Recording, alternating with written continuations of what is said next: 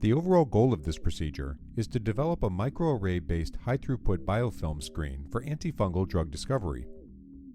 This is accomplished by first chemically modifying the surface of microscope glass slides.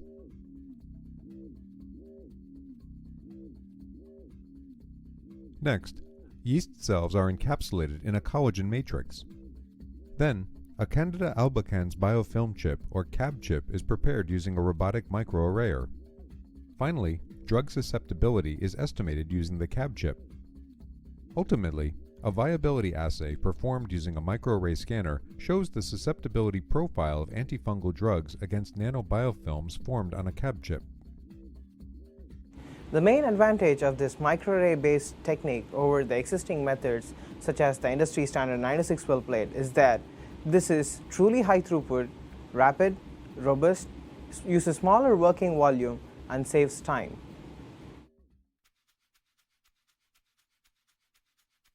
To prepare functionalized slides, begin by placing microscope slides in a removable slide rack.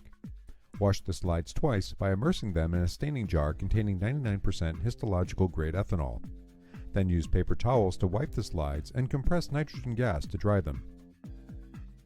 While wearing safety goggles and chemical-resistant gloves, immerse the slides in sulfuric acid and incubate overnight at room temperature.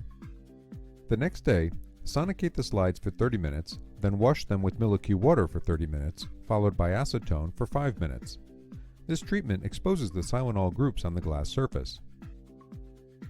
To coat the slides, immerse them in 3-aminopropyl triethoxysilane or APTES solution for 30 minutes, then wash them 3 times in milk water for 15 each before baking the slides in a furnace.